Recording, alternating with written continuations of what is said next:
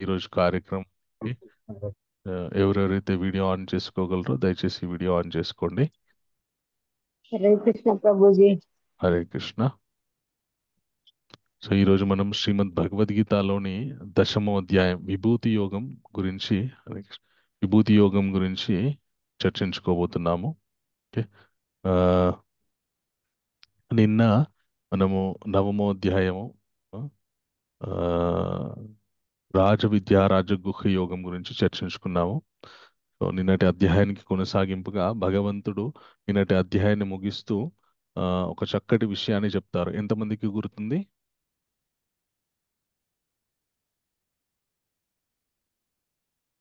హరే కృష్ణ. నిన్న అధ్యాయం పూర్తయ్యేసరికి ఒక చక్కటి విషయం చెప్తారు భగవంతుడి. ఎంతమంది గుర్తుంది? ఎవరు చెప్తారు? హ్యాండ్ రేస్ చేయండి. శిరోదయ బ్రహ్మ అదే నాకు అసలు గుర్తుండట్లేదు ఫస్ట్. ఆ, ఎంతో కొంత ప్రయత్నం చేయండి. అది కమలం అంటే నాభి నుండి వస్తే దాని నుండి అది అది మొట్టమొదట నేను ఆయన ఎలా సృష్టి చేస్తారనేటువంటి విషయం మొట్టమొదట చర్చించుకున్నాం. ఆఖరికి అయిపోయేటప్పుడు ఆ, భగవంతుడు చెప్తాడనమాట. చాలా విశేష భక్తిలో భక్తులకు ఉండేటటువంటి ప్రయోజనాలు ఏంటి, భక్తిలో ఉన్న వాళ్ళకి తానిచ్చే వాగ్దానాలు ఏంటి, ఇవన్నీ విషయాలు చెప్పి భక్తులకి ఆయన ఎంత ఆ భక్తుల మీద ఆయన ఎంత కృప చూపిస్తారో ఇవన్నీ విషయాలు చెప్తా. అందుకే అర్జున మన్మనాభవ మద్భక్తో మధ్యాజీ మాం నమస్కురు మామే వైశ్యసి యోక్త్వైవాం ఆత్మా నా మత్పరాయణ. నన్ను నా నాకు భక్తుడు అవు, భక్తి చెయ్యు, నన్ను స్మరించు, హృదయంలో నన్ను ధ్యానించు, నాకు ఆ, నిన్ను నువ్వు నాకు అర్పించుకో అని ఒక గొప్ప విషయాన్ని భగవంతుడు చెప్పాడనమాట. అయితే ఎప్పుడైతే భగవంతుడు అర్జునుని తన భక్తుడు అవ్వాలి అని చెప్పాడో, ఓకే, సో మనకి 8 అధ్యాయాల్లో ఎక్కడ కూడా భగవంతుడు అర్జునుడిని నువ్వు నా భక్తుడు అవ్వాలి అని చెప్పలేదు. ఓకే. సో తానేంటి, ఏం చేస్తాడు, ఆ, అలాగే ఆ, ఆ, విశేష గుణగణాలు ప్రయాణ కాలంలో ఏ విధంగా స్మరించాలి ఇత్యాది విషయాలు చెప్పాడు. కానీ ప్రత్యేకంగా 9వ అధ్యాయంలో నా భక్తుడు అవ్వాలి అని చెప్పి భగవంతుడు చెప్తాడు. చెప్తే ఇప్పుడు ఆ, మరి భగవంతుడు భక్తుడవ్వాలి అంటే, ఒక వ్యక్తికి మనం భక్తుడవ్వాలి అంటే, లేదంటే ఒక వ్యక్తిని మనం అభిమానించాలి అంటే, ఆ వ్యక్తి గురించి మనకు చాలా చాలా విషయాలు తెలుసుంటే అప్పుడు, అలాగే ఆయన గొప్పతనాలు మనకి తెలుసుంటే అప్పుడు ఆ వ్యక్తి మీద మనకి అభిమానం కుదురుతుంది. అవునా కాదా? అవును గురించి అవును విశ్వాసం ఉంటుంది. ప్రభుజీ. ఫస్ట్ ఆఫ్ ఆల్ అతను ఏంటి, అతని బ్యాక్గ్రౌండ్ ఏంటి, ఎక్కడి నుండి వస్తున్నాడు ఆయన, అతని స్వభావం ఏంటి, ఈ విషయాలు తెలిస్తే అప్పుడు ఆయన మీద మనకి ఓహో ఆయన అంత గొప్పవారా అని చెప్పి ఆయన మీద గౌరవమో అభిమానమో ప్రేమో ఏదో ఒకటి కలుగుతుంది మనకి. ఓకే. సో అదే విధంగా భగవంతుడు కూడా నా భక్తుడవు అని చెప్పి వదిలేయలేదు. తన గురించి గొప్ప విశేష గుణగణాలు, తన యొక్క ముఖ్యమైనటువంటి విభూతులు, విభూతి అంటే ఏంటి అంటే శక్తి. ఓకే. ఆ తన యొక్క ముఖ్యమైనటువంటి విభూతుల గురించి ఈ అధ్యాయంలో అర్జునుడికి చెప్తాడనమాట కృష్ణుడు. అందుకే ఈ అధ్యాయం పేరు ఏమని పెట్టారంటే విభూతి యోగం అని చెప్పారన్నమాట. భగవత్ శక్తుల గురించి, ముఖ్యమైనటువంటి భగవత్ శక్తుల గురించి వివరించేటటువంటి అధ్యాయం కాబట్టి ఈ అధ్యాయానికి విభూతి యోగం అని చెప్పి పేరు పెట్టారనమాట. ఓకే. సో ఈ అధ్యాయాన్ని మనం ఈజీగా గుర్తుంచుకోవడానికి HEAR ఇయర్ అనేటటువంటి వినండి, శ్రవణం అనేటటువంటి పేరు ఇచ్చామన్నమాట. దీంట్లో హెచ్ అనే పదానికి శ్రవణం అని, ఈ అనే పదానికి ఎసెన్స్ ఆఫ్ భగవద్గీత, అసలు భగవద్గీతలో ముఖ్యమైనటువంటి విషయాన్ని దేన్ని ప్రతిపాదించాలనుకున్నాడు కృష్ణుడు అనేటువంటి విషయాన్ని తెలుసుకుంటాం. తర్వాత ఆ, అంగీకారం. సో భగవంతుని యొక్క శక్తిని గురించి తెలుసుకుని మనము అంగీకరించడం. తర్వాత అసలు ఆ, తాను ఏ విధంగా ఆ, ఈ సృష్టి యొక్క నిజమైనటువంటి రహస్యాన్ని చెప్తాడనమాట భగవంతుడు, రివీల్ చేస్తాడనమాట. ఓకే. సో ఆ విషయాలు ఈ అధ్యాయంలో తెలుసుకుంటాం మనం. సో ఈ అధ్యాయం మొదలు పెడుతూనే కృష్ణుడు శ్రీ భగవాను వచ భగవంతుడు ఒక చక్కటి విషయం చెప్తాడనమాట. ఏమంటే భూయ ఏవ మహాబాహో శృణు మే పరమం వచః యత్తేహ ప్రియమాణ్యయా వక్ష్యామహితకామ్యయా నామే విదుసురాఘనా ప్రభవం న మహర్షయా అహమాదిరిహి దేవానాం మహర్షీనాం చ సర్వసా అని చెప్తాడనమాట. ఓకే. ఓ అర్జున, విను.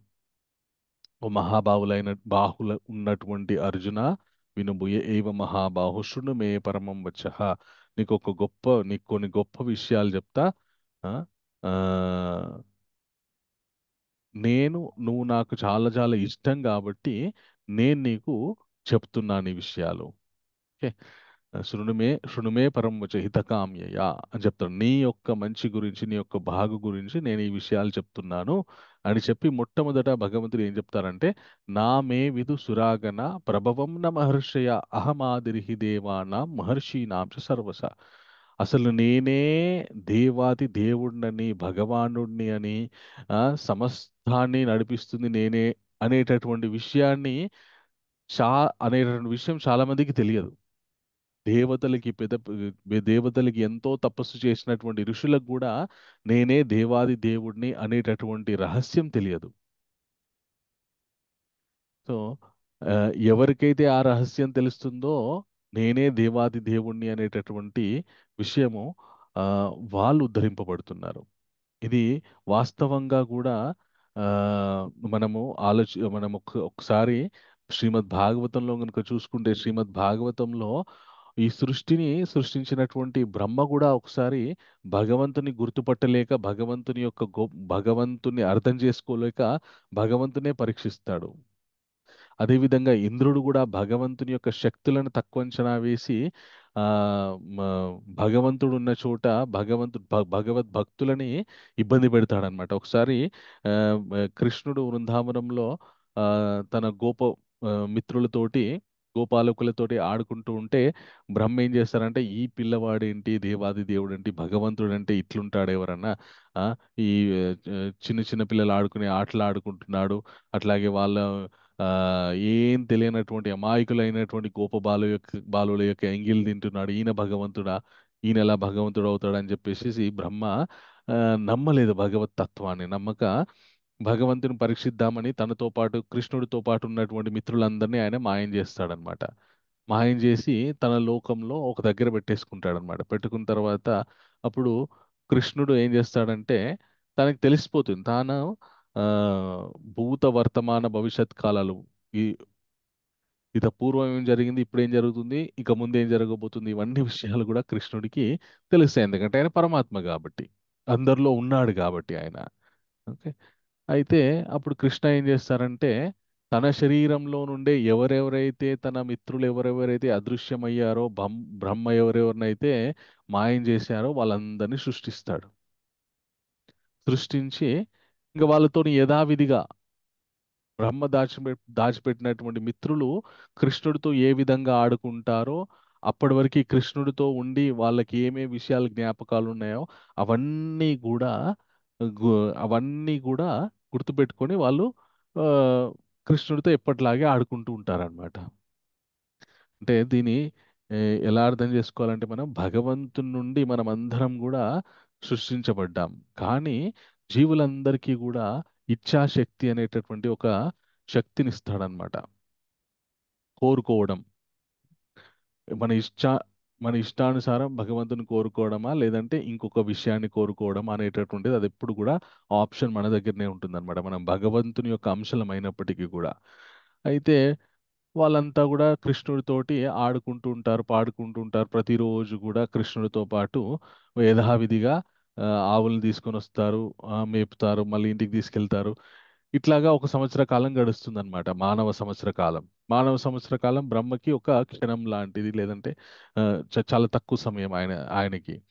ఆయన ఆ, నేను దాచిపెట్టినటువంటి పిల్లలు, ఆ, నేను దాచిపెట్టాను కదా, మరి కృష్ణుడు ఏం చేస్తున్నాడు, మరి వాళ్ళంతా ఎవరు, అతను కృష్ణుడితో లేరు కదా అని చెప్పేసి చూద్దాం ఏం చేస్తున్నాడో కృష్ణుడు అని చెప్పేసి కిందికి వచ్చి చూసేసరికి, మళ్ళీ బ్రహ్మ ఎవరెవరినైతే దాచిపెట్టాడో వాళ్ళంతా కూడా మళ్ళీ కృష్ణుడితో ఆడుకుంటూ ఉంటారన్నమాట. అప్పుడు ఆయనకి దిమ్మ తిరిగిపోతుంది. అమ్మా ఇదేంటి, నేనేమో కృష్ణుడిని పరీక్షిద్దామని చెప్పేసి ఆయన మిత్రుల్ని దాచిపెడితే మళ్ళీ ఎవరెవరిని దాచిపెట్టానో, ఎవరెవరిని ఏ ఏ గోవులను దాచిపెట్టానో అవన్నీ కూడా మళ్ళీ కృష్ణుడితో ఆడుకుంటున్నారు వాళ్ళంతా కూడా. ఇది ఎలా సాధ్యమైందని చెప్పేసి అప్పుడు బ్రహ్మ తన తప్పు తెలుసుకుంటాడనమాట. నేను మామూలు వ్యక్తితో పెట్టుకోలేదు, నేను పెట్టుకున్నది పరమాత్మతోని, దేవాది దేవుడు సమస్తాన్ని నన్ను కూడా సృష్టించినటువంటి పరమాత్మతోని పెట్టుకున్నా. నన్నే సృష్టించ నన్నే సృష్టించినటువంటి వాడు ఆ, ఆ, నలుగురు మనుషుల్ని సృష్టించలేడా?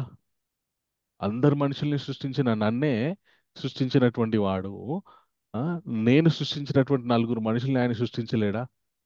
ఎంత పెద్ద తప్పు చేశాను నేను, భగవంతుని పరీక్షిద్దామని చెప్పేసి పరీక్షిద్దామని అని తన తప్పు తను తెలుసుకుంటాడు అన్నమాట. తెలుసుకొని బ్రహ్మ ఎవరైతే కృష్ణుడి మిత్రుల్ని దాచిపెట్టాడో మళ్ళీ వాళ్ళందరినీ తీసుకొచ్చి యథాస్థానంలో నిలిస్తాడనమాట.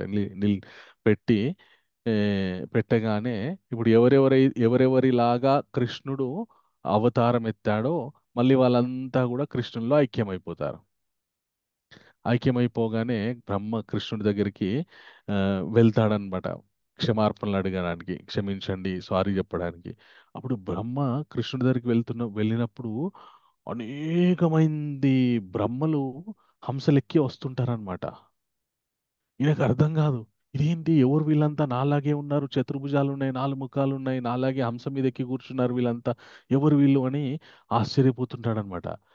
అప్పుడు ఆ, ఎవరు నువ్వు అంటే నేను బ్రహ్మ అంటారనమాట. బ్రహ్మ అంటే ఏ బ్రహ్మాండానికి బ్రహ్మ, ఏ లోకానికి బ్రహ్మ అని అడుగుతారనమాట. అప్పుడు బ్రహ్మకి ఏమర్థమవుతుందంటే నేను కేవలం ఈ భూమిలో ఉన్నటువంటి మనుషులను సృష్టించాను, కానీ ఇలాంటి బ్రహ్మాండాలు ఎన్నో ఎన్నో ఉన్నాయి. ఆ అన్ని బ్రహ్మాండాల్లో మళ్ళీ బ్రహ్మ ఒకడున్నాడు నాలాగా, వాళ్ళందరూ కూడా కృష్ణుడికి రిపోర్ట్ చేస్తారని అర్థమై తను చేసినటువంటి తప్పుకి పశ్చాత్తాపడి కృష్ణుడిని క్షమించమని అడుగుతాడనమాట. అలాగే ఇంద్రుడు కూడా కృష్ణుడు ఆ, కృష్ణుడు వాళ్ళ నాన్నగారు నందమహారాజు వాళ్ళంతా కూడా ప్రతి సంవత్సరము ఇంద్రుడికి పూజ చేస్తారనమాట, చక్కగా వర్షాలు కురిపించాలని చెప్పి. ఇంద్రుడి దగ్గర ఆ, ఓ, వ- వర్షం కురిపించేటటువంటి ఆ, శక్తి ఇంద్రుడి దగ్గర ఉంటుందన్నమాట. సో ఇంద్రుడికి పూజ చేస్తే ఆయన చక్కటి వర్షాలు కురిపిస్తారని ఇంద్రుడికి ప్రతి సంవత్సరం పూజ చేస్తారు. ఓ సంవత్సరం కృష్ణ ఏమంటారంటే, ఎందుకు ఇంద్రుడికి పూజ చేయడం, మనకు అన్ని కూడా గోవర్ధనగిరి ఇస్తున్నది కదా, గోవర్ధనగిరికి మన ఆవులన్నీ తీసుకెళ్తున్నాము, చక్కగా మనకి గోవర్ధనగిరి వల్లనే మనకు అన్నీ వస్తున్నాయి వనరులన్నీ, అలాంటిది ఇంద్రుడికి ఎందుకు పూజ చేయడం, గోవర్ధనగిరికి పూజ చేద్దామని చెప్పేసి అంటాడు అనమాట. అనగానే అందరూ కూడా గోవర్ధనగిరికి పూజ చేస్తాడు. చేయగానే ఇంద్రుడికి కోపం వచ్చేస్తుంది. బృందావనంలో ఉన్నటువంటి వాళ్ళంతా కూడా నాకు పూజ చేయకుండా గోవర్ధనగిరికి పూజ చేస్తారా అని చెప్పేసి కృష్ణుడి యొక్క శక్తి తెలుసుకోకుండా పెద్ద ఆ, తుఫాను సృష్టిస్తాడనమాట. ఒక్కొక్క చినుకు ఎలా ఉంటుందంటే ఈ మన ప్రళయకాలంలో పడ్డటువంటి చినుకుల్లాగా, ఏనుగు తొండం లాంటి దారల్లాగా పడతాయన్నమాట వర్షం. పడితే అప్పుడు కృష్ణుడు బృందావనంలో ఉన్నటువంటి వాళ్ళందరినీ కాపాడడానికి గోవర్ధనగిరిని ఎత్తుతాడనమాట. ఒక 7 రోజులు నిర్విరామంగా ఇంద్రుడు వర్షం కురిపిస్తాడు. అయినా కూడా కృష్ణుడికి కృష్ణుడు బృందావనంలో ఉన్నటువంటి ఆ నందవ్రజంలో ఉన్నటువంటి వాళ్ళందరినీ గోవర్ధనగిరి కింద ఆ, పెట్టి కాపాడుతానమాట. అప్పుడు ఇంద్రుడికి తన అహంకారం తీరిపోయి, తన అహంకారం భంగమయ్యి ఆ, కృష్ణుడి దగ్గరికి వస్తాడనమాట క్షమార్పణ అడగడానికి. స్వామి మీ శక్తి నాకు తెలియక నేను తప్పు పని చేశానని చెప్పేసి.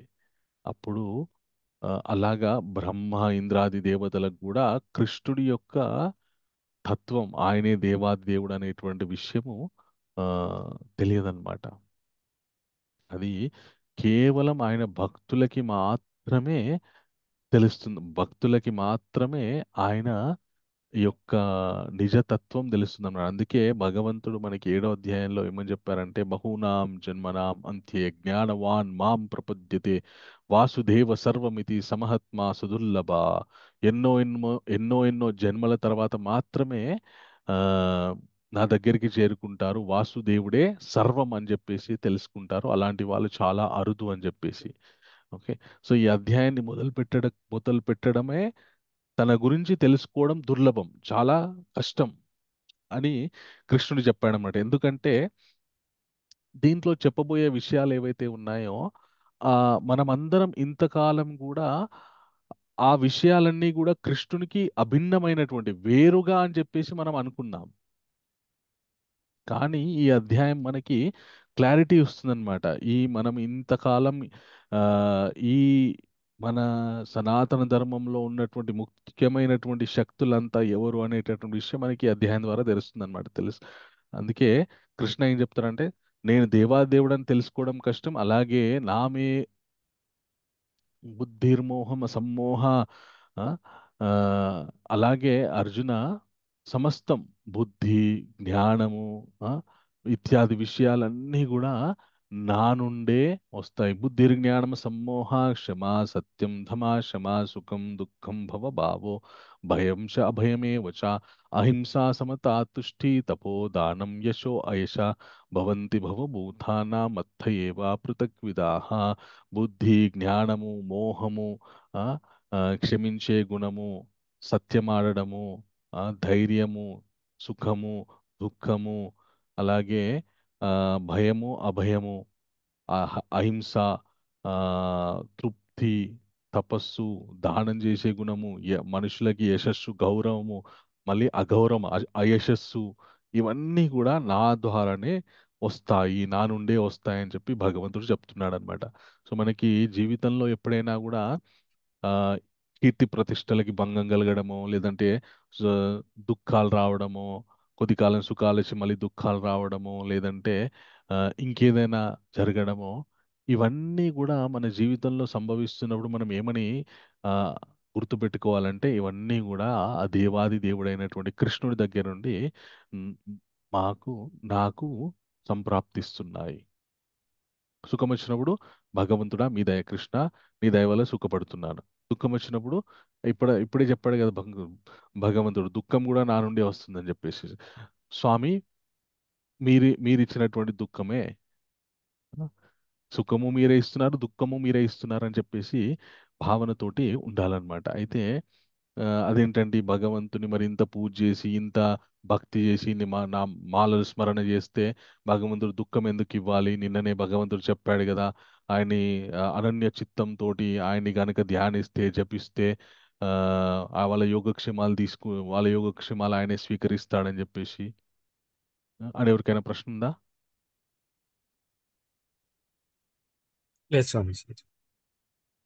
లేదా? పత్రం పుష్పం పుష్పం లేదు ఎస్ స్వామి. ప్రభు, ఎస్ ప్రభు. సో దాన్ని చెప్తే భగవంతుడు ఎంత బాగుంటుంది. భగవంతుడు దుఃఖాన్ని ఇచ్చినా కూడా సంతోషంగా అనుభవిస్తారా? లేదు. ప్యూర్ అంత ప్యూర్ అంత ఎదగలే ప్రభుకి మేము. Very good. మాతాజీ ఒప్పుకున్నారు. మీ పేరు మాతాజీ? సుజాత కర్ణ సుజాత. సుజాత మాతాజీ ఒప్పుకున్నారు అనమాట. కరెక్టే. ఇప్పుడు భగవంతుడు దుఃఖం ఇస్తే ఎవరికైనా ప్రశ్న వస్తుంది, అరే ఇంటిని ఇంత పూజ చేస్తున్నాను, భగవంతుడు ఏంటి నాకు దుఃఖాన్ని కష్టాలను ఇస్తున్నాడు జీవితంలో అని చెప్పి. అయితే మనం ఎప్పుడైనా కూడా మన జీవితంలో కష్టాలు, భక్తుల జీవితంలో, ముఖ్యంగా భక్తుల జీవితంలో దుఃఖాలు కానీ కష్టాలు కానీ సంభవిస్తే మనం ఏ విధంగా ఆలోచించాలి అంటే, ఆ, ఇప్పుడు మీరు పాండవులని పరిశీలన చేస్తే గనక వాళ్ళు ఎప్పుడు కూడా సుఖంగా, పరిపూర్ణమైన సుఖంగా ఉన్నట్టు ఎక్కడ కనపడదు. మీరు పుట్టినప్పటి నుండి, పుట్టడమే వాళ్ళు వనంలో పుట్టారు. తర్వాత వాళ్ళ నాన్నగారు చనిపోయిన తర్వాత మళ్ళీ హస్తినాపురంకి వచ్చిన తర్వాత ఇంకా వచ్చినప్పటి నుండి దుర్యోధనుడు వీళ్ళ మీద పగ. ఎప్పుడూ నిమ్మలంగా ఉండనియలేదు. కొద్దిగా యుక్త వయసు వచ్చిన తర్వాత ఇంకా ఏదో మాయ మాటలు చెప్పి వేరే ప్రదేశానికి పంపించి లక్క గృహంలో పెట్టి కాల్చేద్దామని ఒక కుట్ర పన్నారు. భగవంతుని దయ వల్ల వాళ్ళు విదురుడి యొక్క చాకచక్యం వల్ల, విదురుడి యొక్క ఆ, మన విదురుడు చెప్పిన మాటలు వినడం వల్ల వాళ్ళు సమయస్ఫూర్తి. బ్రతికి బయటపడ్డారు. ఆ తర్వాత మళ్ళా చాలా కాలం ఆ, అక్కడక్కడ భిక్షాటన చేస్తూ బతికారు. ఎప్పుడైతే మళ్ళీ ద్రౌపది దేవిని వివాహం చేసుకున్న తర్వాత అప్పుడు మళ్ళీ హస్తినాపురానికి వచ్చారు. అప్పుడు మళ్ళీ వాళ్ళకి రావాల్సినటువంటి రాజ్యాన్ని ఇస్తారు. ఇచ్చిన తర్వాత మళ్ళీ పగ, మహారాజ్యాన్ని ఎట్లా తీసుకుంటాడని దుర్యోధనుడు మాయాజూదం తోటి వాళ్ళని ఓడించి మళ్ళీ వాళ్ళని రాజ్యభ్రష్టులను చేసేసి మళ్ళీ అడవిలోకి పంపించడం. మరి వాళ్ళేం ఆ, భగవంతుని మీద అపనమ్మకంతో లేరు, భగవంతుడు అంటే అయిష్టంతో లేరు. ప్రతినిత్యం కూడా కృష్ణ కృష్ణ కృష్ణ కృష్ణ, మీ ఏం చేస్తే బాగుంటుంది కృష్ణ, ఎట్లా చేస్తే బాగుంటుంది కృష్ణ అని ఎప్పుడు కృష్ణుడు చెప్పిన విధంగానే నడుచుకున్నటువంటి వాళ్ళు. ఇప్పుడు వాళ్ళకెందుకు ఆ, మన తాత్ వాళ్ళకెందుకు జీవితం మొత్తం సుఖమయం అవ్వలేదు? దుర్యోధనుడు పుట్టినప్పటి నుండి డబ్బులోనే ఉన్నాడు. ఈ- ఏ కొద్ది కాలం పాటు కూడా ఆయన రాజ్యాన్ని వదిలిపెట్టి వెళ్ళలేదు. ఎప్పుడూ రాజభోగాలు అనుభవించాడు. సో మరి అతనికి ఎందుకు అట్లా రాజభోగాలు వచ్చినాయి? వీళ్ళకెందుకు ఇట్లాగా కొద్దిసేపు ఏదో ఇట్లా ఆ, మనము ఆ, చిన్నపిల్లలకి కూడా ఏడుస్తుంటే ఏదో చాక్లెట్ అది ఇది ఇచ్చి మళ్ళీ ఊరుకుంటాం కదా, ఆ విధంగా కొద్ది కాలం సుఖంగా తర్వాత మళ్ళీ దుఃఖంలాగా ఎందుకు వచ్చాయి అంటే, ఎప్పుడు కానీ ఒక విషయం గుర్తుపెట్టుకోవాలి. మనము నిజంగా బాగుండాలి, మనం నిజంగా భగవత్ చింతనతో ఉండాలి అంటే, మనం ఎప్పుడు ధనంతో తులతూగితే ఖచ్చితంగా భగవద్భక్తితో ఉండలేం. ఎందుకంటే ధనము, ఐశ్వర్యము, యశస్సు, కీర్తి ప్రతిష్టలు ఇవన్నీ ఏంటి అంటే మనల్ని మాయలోకి దింపడానికి ప్రయత్నం చేస్తూ ఉంటాయన్నమాట. మనం మాయలోకి కూరుకోపోవడానికి మనని మెల్లమెల్లగా దిగజార్చుతూ ఉంటాయన్నమాట. ఓకే. సో ఎప్పుడు ఆ, మన ఐశ్వర్యాలతో తులతూగుతూ ఉంటే ఎప్పుడైనా కష్టం కలిగిందనుకోండి తట్టుకోలేడు మనుషుడు. అండ్ ఆ భోగైశ్వర్యాలు ఎప్పటికి ఉంటాయనే భ్రమలో మాయలో ఉంటాడు. భగ మనుష్యుడు డబ్బులు ఉన్నా కూడా భగవద్భక్తితో వైరాగ్యంతో ఉండాలి అంటే కొంతకాలం కష్టపడ్డాడు అనుకోండి, కొంతకాలం అవి లేకుండా ఉండేటటువంటి జీవితాన్ని అనుభవించాడనుకోండి, బ్రహ్మచర్యాన్ని పాటించాడనుకోండి, ఆశ్రమవాసం చేశాడనుకోండి, వాటి మీద పెద్దగా ఆసక్తి ఉండదన్నమాట.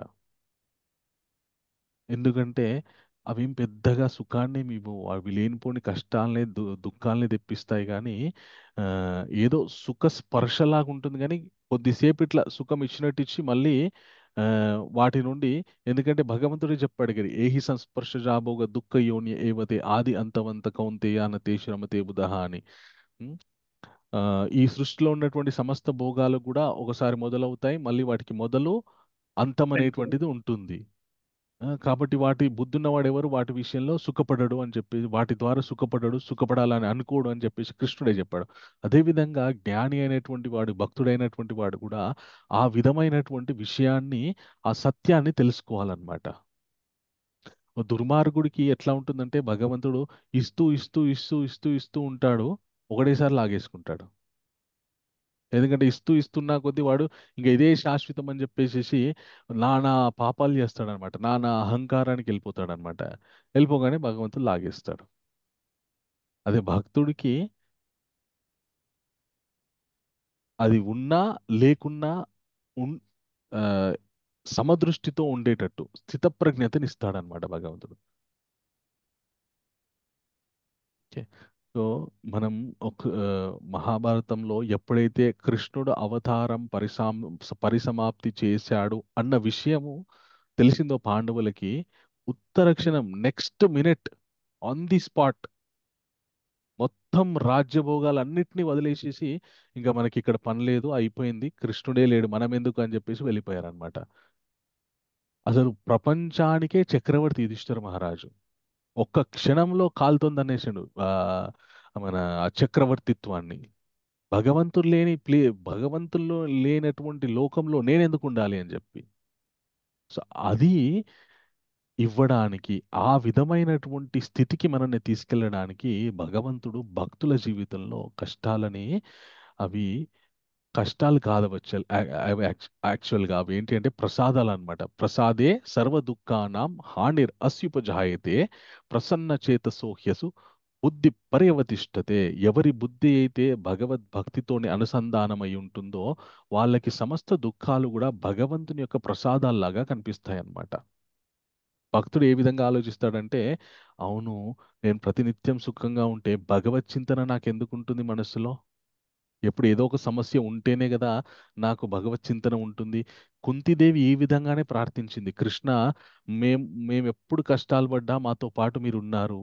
ఆ, ఎప్పుడైతే ఇంకా పాండవులు అంత రాజ్యాన్ని గెలిచి తర్వాత ఇంకా ఆ, కృష్ణుడు వాళ్ళతో పాటు ఉండి కొంతకాలం తర్వాత మళ్ళీ ఆయన ద్వారక నగరానికి వెళ్ళేటప్పుడు అప్పుడు కుంతిదేవి స్తోత్రం చేస్తుంది అనమాట కృష్ణుడిని, కృష్ణ, మేము కష్టాల్లో ఉన్న ప్రతిసారి ఎప్పుడు మీరు మాతోటే ఉన్నారు. సో కష్టాల్లో ఉన్నప్పుడు మీరు మాతోటి ఉన్నారు కాబట్టి మాకు ఎప్పుడు కష్టాలు ఉంటే బాగుండు, ఎందుకంటే మీ సాంగత్యం మాకు ఉంటుంది కాబట్టి అని ఆవిడ కోరుకుందనమాట. సో ఆ భక్తుడిని ఆ స్థితికి తీసుకెళ్ళడానికి ఆయన పరీక్ష పెడుతుంటాడనమాట. ప్రసాదాల్లాగా అవి అందిస్తుంటాడనమాట. ఆ విధంగా మనం అర్థం చేసుకోవాలి. భక్తుడు అనేటటువంటి వాడు ఆ, ఆ, నేను భక్తునైనా కూడా నాకెందుకు కష్టాలు వస్తున్నాయని అనుకోకూడదు. నాకేదో భగవంతుడు నన్ను స్థితప్రజ్ఞ స్థితికి తీసుకెళ్ళడానికి నన్ను పరీక్షిస్తున్నాడు, నన్ను రెడీ చేస్తున్నాడు భగవంతుడు అని చెప్పి మనం అర్థం చేసుకోవాలన్నమాట. అయితే కృష్ణ ఏమంటాడంటే, మహర్షయ సప్త పూర్వే చత్వారో మన్వస్తత మద్భావ మనసా జాత ఏషాం లోకా ఇమాం ప్రజా. సప్త ఋషులు, రాజర్షులు, మనువులు వీళ్ళంతా కూడా నా ద్వారా సృష్టించబడినటువంటి వారే. ఏతాం విభూతిం యోగం చ మమయో వేత్తి తత్వత సో వికంపేన యోగేన యుజ్యతే నత్ర సంశయ. నా యొక్క శక్తి, దివ్యమైనటువంటి శక్తి, ఆ, తత్వాన్ని నేను చెప్తానని చెప్పేసి ఆ, భగవద్గీతలో ఆ, సారవంతమైన మనం ఈ అధ్యాయంలో ఆ, ఒక్క నిమిషం, మొట్టమొదట ఈ అధ్యాయానికి మనం ఇచ్చినటువంటి పేరు హియర్. ఓకే, హెచ్ అంటే శ్రవణం, భగవంతుని గురించినటువంటి విషయాలు, గుణగణాలు, ఆయన ఏ విధంగా, ఆయన్ని ఎవరు తెలుసుకోగలరు, ఎవరు తెలుసుకోలేరు, ఆయన నుండి ఏమేమి వస్తాయి, ఈ విషయాలు తెలుసుకున్నాం. ఆ తర్వాత ఇప్పుడు ఎసెన్స్ ఆఫ్ భగవద్గీత, భగవద్గీత యొక్క మొత్తం సారాంశం ఏంటి అనేటటువంటి విషయాన్ని మనము తెలుసుకోబోతున్నాం అనమాట. ఓకే, ఆ, నాతో పాటు అందరూ చెప్పండి. వీటిని ఏమంటారంటే, ఇప్పుడు మనం చెప్పుకోబోయే శ్లోకాలను ఏమంటారంటే చతుశ్లోకి భగవద్గీత అంటారనమాట. ఏమంటారు? Chatushloki Bhagavad Gita. Very good. Okay, అహం సర్వస్య ప్రభవో అహం సర్వస్య ప్రభవో మత్తః సర్వం ప్రవర్తతే మత్తః సర్వం ప్రవర్తతే. ఇతి మత్వా భజంతే మాం ఇది ఇతిమా భజంతే మాం మాం బుధా భావా సమన్వితాః. బుధా భావ సమన్వితాః. నేనే సర్వములైన ఆధ్యాత్మిక భౌతిక జగములకు కారణభూతుడను, సర్వము నా నుండియే ఉద్భవించుచున్నది. ఈ విషయమును సంపూర్ణముగా నెరిగిన బుధజనులు నా భక్తి యందు నిమగ్నులై నన్ను హృదయపూర్వకంగా అర్చింతురు అని చెప్తున్నాడు భగవంతుడు. భగవంతుని నుండే సమస్త బ్రహ్మాండాలు ఉద్భవిస్తాయి. మనకి బ్రహ్మ సంహితలో ఏమని చెప్తారంటే, అంగాని యస్య సకలేంద్రియ వృత్తిమంతి పశ్యంతి పాంతి కలయంతి చిరం జగంతి అని చెప్తారన్నమాట. భగవంతుని యొక్క ప్రతి ఒక్క అంగము నుండి బ్రహ్మాండాలు పుట్టుకొస్తాయి. తన యొక్క రోమకూపాల్లో నుండి కూడా బ్రహ్మాండాలు పుట్టుకొస్తాయి అన్నమాట. ఆ పుట్టుకొచ్చినటువంటి బ్రహ్మాండాల్ని మళ్ళీ ఆయనే ఆ, వీక్షిస్తూ ఆ, పోషిస్తూ మళ్ళీ లయం చేస్తూ ఉంటారనమాట. ఓకే, సో అలాంటి ఆయన ఎలా ఉంటారంటే, ఆనంద చిన్మయ సదుజ్వల విగ్రహస్య, సంపూర్ణమైనటువంటి ఆనందంతో, పరిపూర్ణమైనటువంటి జ్ఞానంతో, ఎప్పటికీ నాశనం కానటువంటి దివ్యమంగళ స్వరూపంతో ఆయన విరాజిల్లుతూ ఉంటారనమాట. ఆయననే సమస్తాన్ని ఆయన శరీరంలో నుండి సృష్టి జరుగుతుందన్నమాట.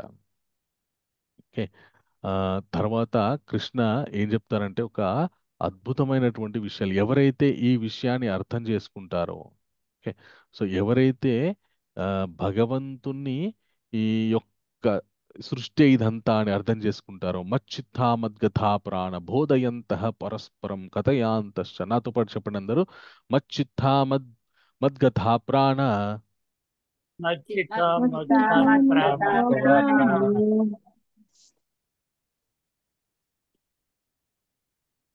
బోధయంతః పరస్పరం ఉదయంతఃపరం కథయాంతశ్చ మాం నిత్యం కథయంతచ్చ మాం నిత్యం తుష్యంతి చ రమంతి చ. తుష్యంతి చరమంతి చ.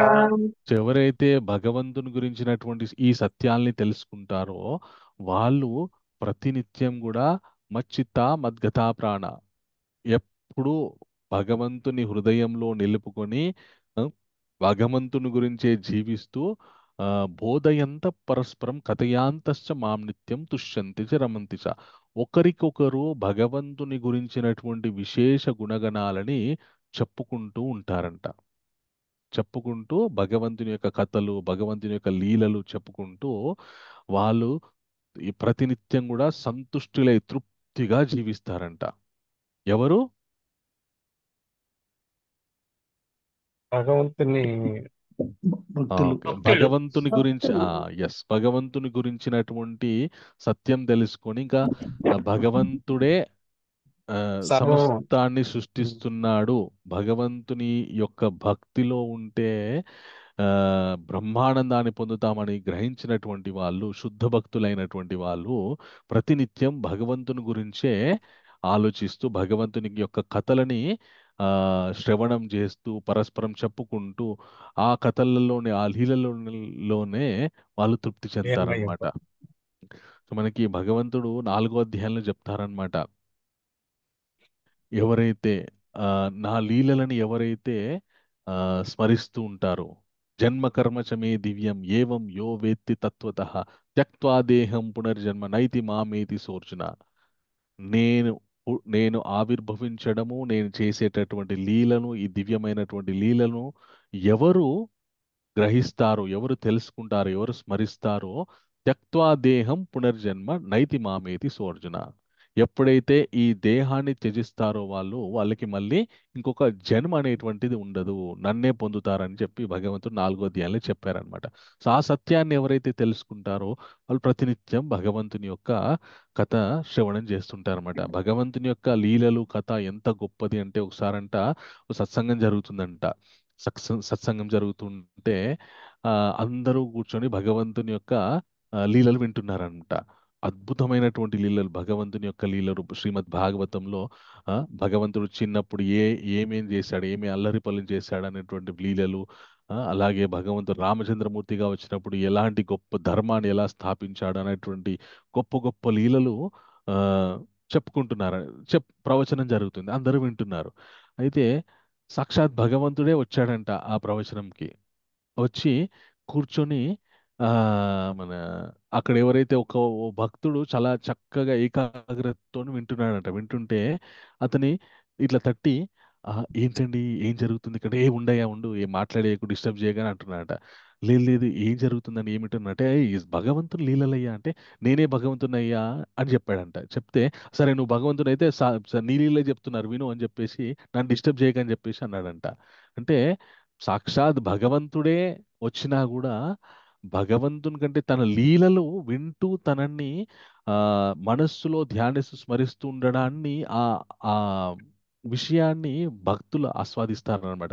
భగవంతుడికి కూడా తన లీలలు వినడం చాలా చాలా ఇష్టం అన్నమాట. ఒకసారి ఏం జరిగిందంటే మన ద్వారకా నగరంలో ఆ మన ఆ రోహిణీ దేవిని అందరూ మన ద్వారకా నగర వాసుల ద్వారకా నగరంలో కృష్ణుడి అంతఃపురంలో ఉన్న వాళ్ళంతా కూడా పట్టుకున్నారనమాట. పట్టుకొని రోహిణీ దేవి ఎవరంటే కృష్ణుడి యొక్క పినతల్లి. సో ఆవిడ ఆ, ఆవిడని పట్టుకొని కృష్ణుడి యొక్క బాల్యలీలలు మాకు చెప్పాలి మాకు చెప్పాలి అని చెప్పేసి అన్నారంట. అడిగితే రోహిణీదేవి ఏముందంట, నేను చెప్తాను, నేను చెప్తుంటాను కానీ ఈ నేను చెప్తున్న విషయం కృష్ణుడికి కనుక తెలిస్తే ఆయన ఇంకా ఆ, దివ్య అనుభూతిని పొందుతారు, కాబట్టి ఇక్కడ కృష్ణుడు రాకుండా ఉండేటట్టు మీరే చూసుకోవాలని చెప్పి చెప్తారు. చెప్పగానే రోహిణీదేవి చెప్తుంది, ఆ ద్వారం దగ్గర సుభద్రాదేవిని నిల్చోబెడతారనమాట. నిల్చోబెట్టి కృష్ణుడు లోపలికి రాకుండా నువ్వు కాపలా గాయాలని చెప్తారు. చెప్పగానే ఆవిడ ద్వారం దగ్గర నిల్చొని కృష్ణుడు లోపలికి రాకుండా చూస్తుంది అనమాట. ఈ రోహిణీదేవి అందరికీ కృష్ణుడి యొక్క బాల్య లీలలన్నీ చెప్తుంటది అనమాట. కృష్ణుడు ఇలా చేశాడు, చిన్నప్పుడు మట్టి తిన్నాడు, ఆ తర్వాత ఆ, వెన్నె దొంగలించాడు. ఆ, ఆ, మన గోపికల యొక్క వస్త్రాపహరణ చేశాడు. ఆ లీలలు ఈ లీలలు అని అన్నీ చెప్తుందన్నమాట. ఆ, చెప్తూ చెప్తూ ఉంటే ఆ- ఆ చెప్ మొదలు పెట్టగానే కృష్ణుడు అక్కడికి వస్తాడనమాట. కృష్ణుడు బలరాముడు ఇద్దరు అక్కడికి వస్తారనమాట. ఆ గది దగ్గరికి వస్తారనమాట. ఆ గది దగ్గర నిల్చున్నటువంటి సుభద్రాదేవి ఎప్పుడైతే కృష్ణుడి యొక్క బాల్య లీలలు వింటుందో ఆవిడ కూడా తన్మయత్వం చెందుతుందన్నమాట. కొయ్యవారిపు ఇంకా ఆవిడ కూడా ఆ లీలలో ఆ, లీనమైపోతుంది. ఆవిడ ఎవరు వచ్చారనే విషయం కూడా ఆ, చూసుకోదు. కృష్ణుడు వచ్చి బలరాముడు వచ్చి అక్కడ నిల్చొని రోహిణీదేవి చెప్తున్నటువంటి ఆ లీలలు వింటూ వాళ్ళు కూడా అట్లాగే ఆ, మన కొయ్యవారిపోతారనమాట. ఇంకా వాళ్ళు ఏం చేస్తున్నారు ఎక్కడున్నారు అనేటటువంటి విషయాన్నే మర్చిపోతారు.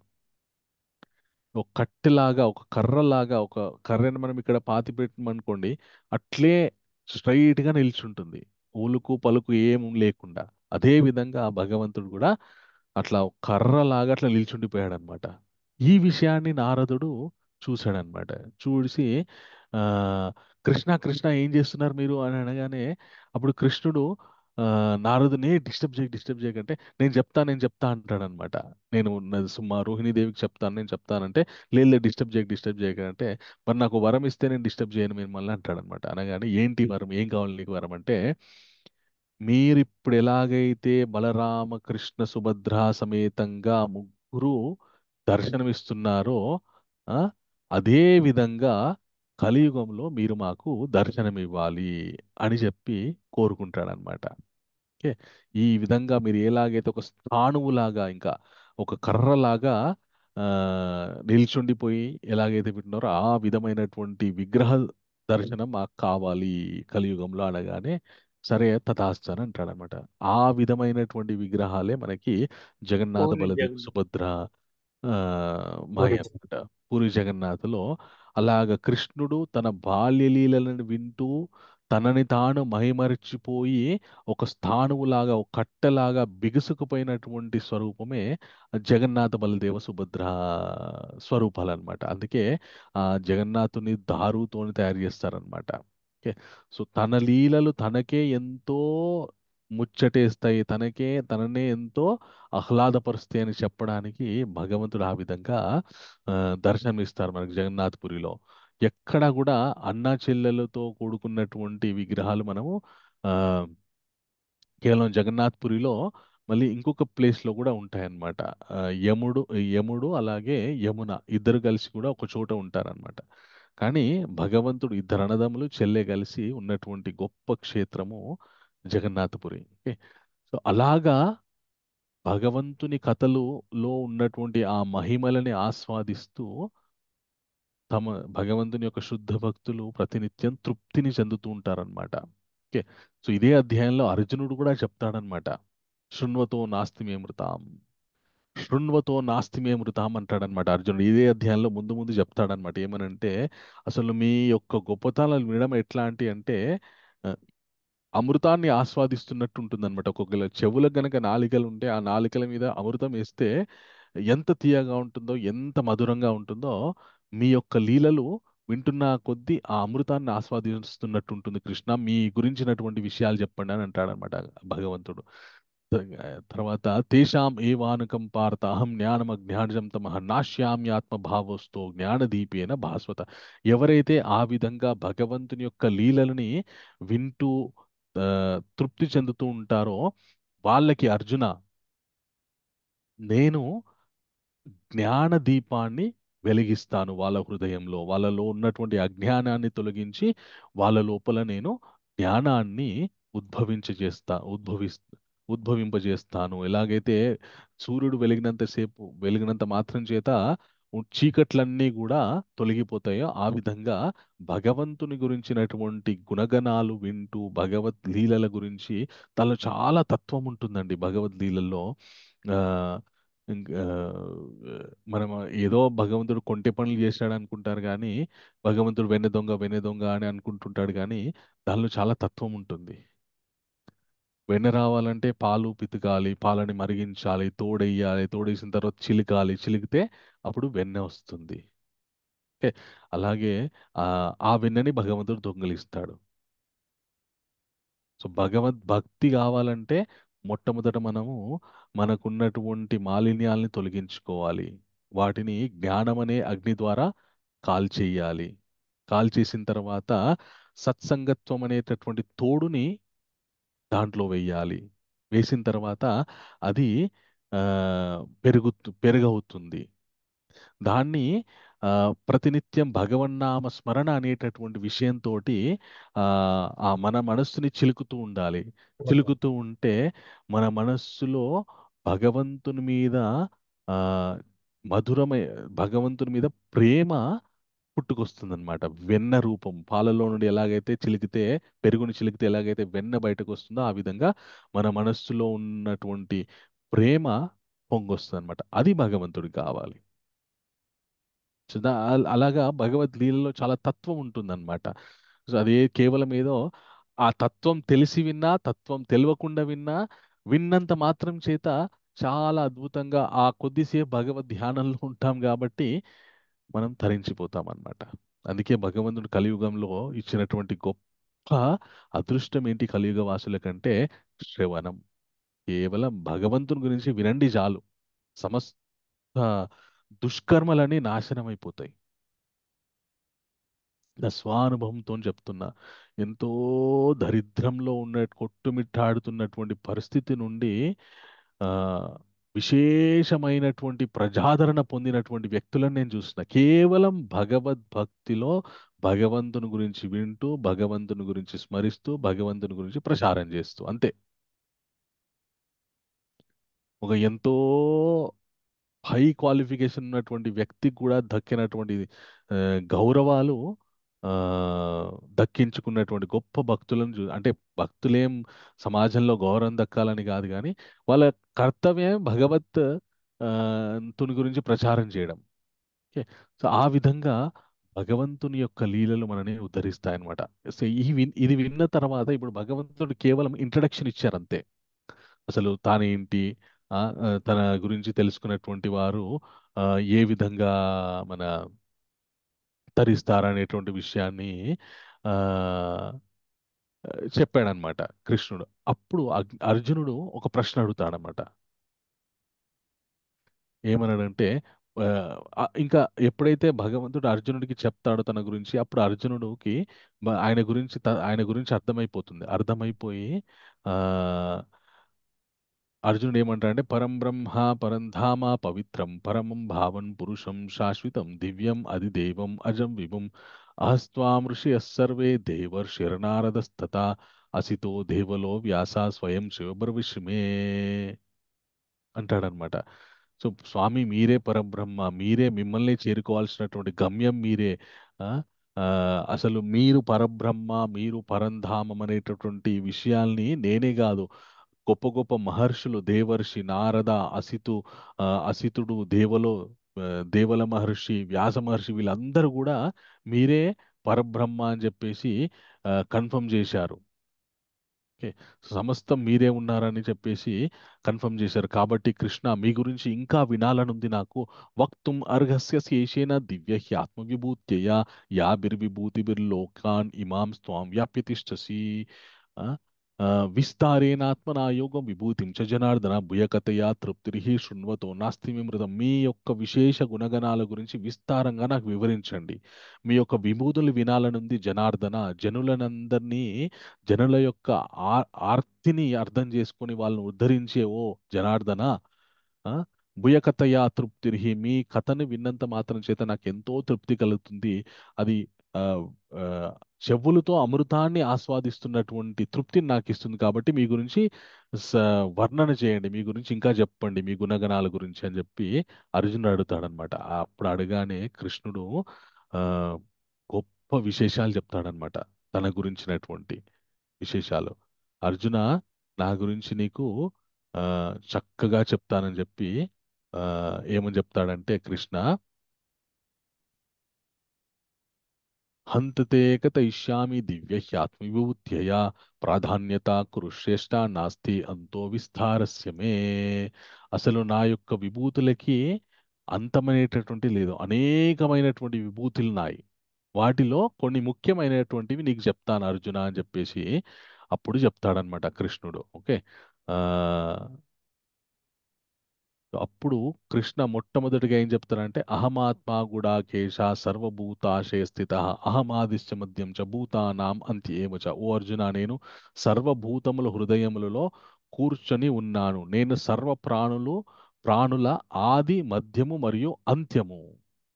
వాళ్ళు పుట్ట వాళ్ళ పుట్టుక, వాళ్ళ యొక్క జీవనము, వాళ్ళ యొక్క అంతము అన్నీ కూడా నా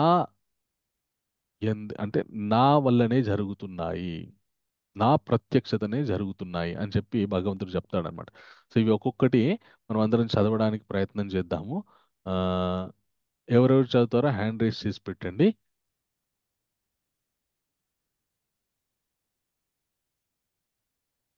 ఓకే, పి భారతి మాతాజీ ఆ, ఒక 3 విభూతులు చదవండి. హరే కృష్ణ ప్రభుజీ. హరే కృష్ణ మాతాజీ. శ్రీ భగవానుడు పలికెను. అది ఇప్పుడు అయిపోయింది. దాని తర్వాత మూడో విషయం నుండి చదవండి. 10.21 ఉంది కదా, అక్కడ నుండి చదవండి. అదితి ఆ, అదితి యొక్క 12 పుత్రులలో నేను విష్ణువుని, ప్రకాశవంతమైన వస్తువులలో నేను సూర్యుడిని, మరుత్తులలో మరీచుడను, మరియు రాత్రిపూట ఆకాశ నక్షత్రాలలో చంద్రుడను నేను వేదములలో సామవేదమును, దేవతలలో ఇంద్రుడను, ఇంద్రియములలో మనస్సును, ప్రాణులలో చైతన్యమును, రుద్రులలో నేను శంకరుడను, అసురులలో కుబేరుడను, వసువులలో అగ్నిని, మరియు పర్వతాలలో మేరు పర్వతమును. ఓ థ్యాంక్ యూ అర్జున, మాతాజీ. Hare thank Krishna. You. Next Sujatha మాతాజీ, తర్వాత 2 చదవండి. కృష్ణ భక్త హరే కృష్ణ ప్రభుజీ. హరే కృష్ణ మాతాజీ. ఇదండి హ్యాండ్ రైట్.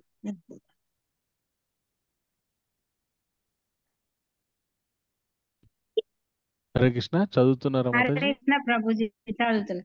ఆ, ప్రభుజీ ఆ? పర్వతమున.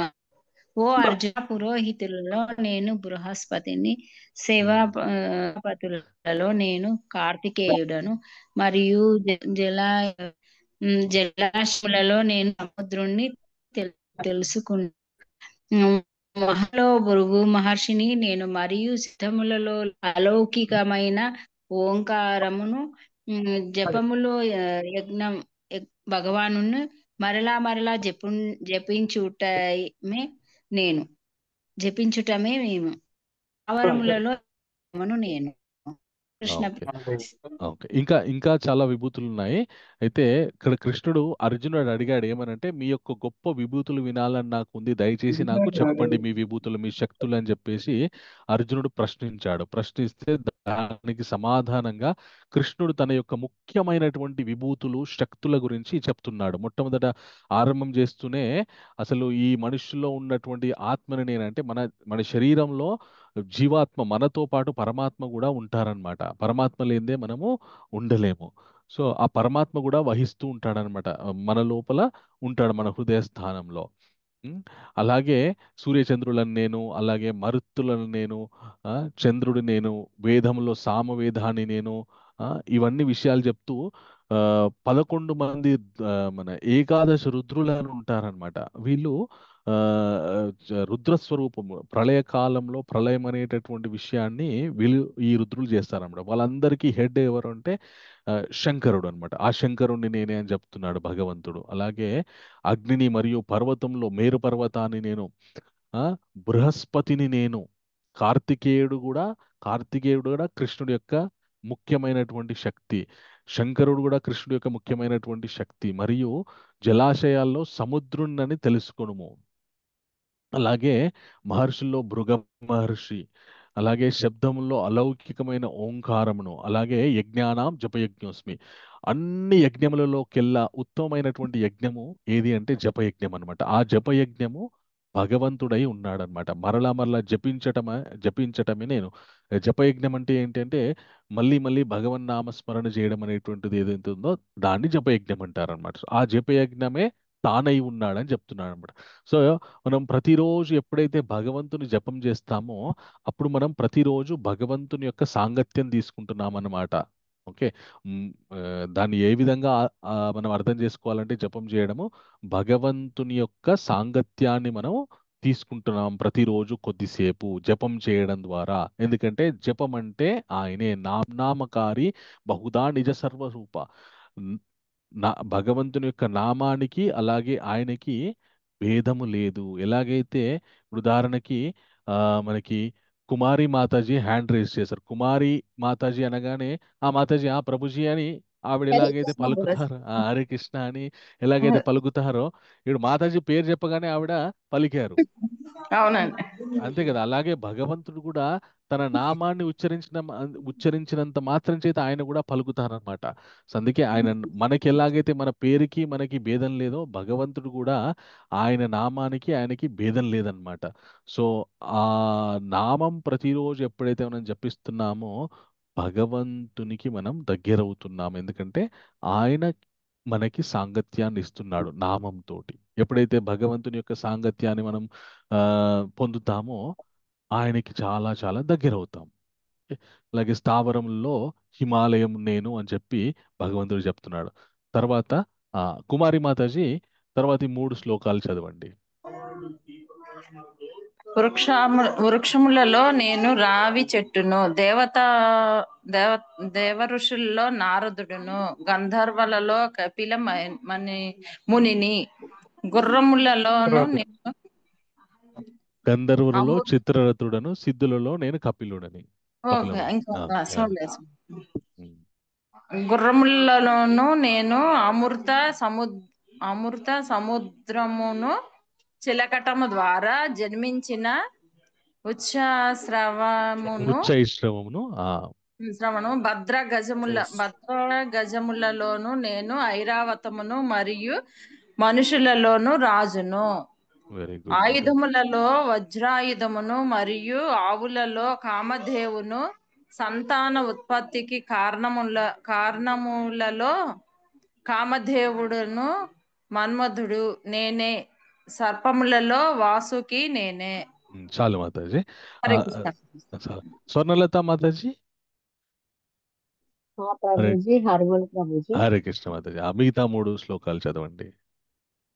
నాగులలో నేను అనంతుడను, నీటిలో నివసించే వాటిలో వరుణుడను, పితృగణములలో నేను ఆర్యములను, న్యాయ ధర్మపాలన అందించే వారిలో నేను యమధర్మరాజుడను.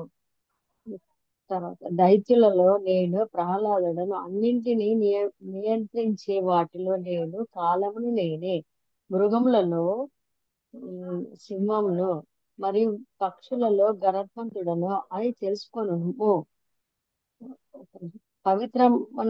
పవిత్రమునర్చే వాటిలో నేను వాయువును, శాస్త్రదారులలో రాముడను, జల జంతువులలో మకరములను ముసలి, మరియు ప్రవహించే నదులలో గంగా నదిని.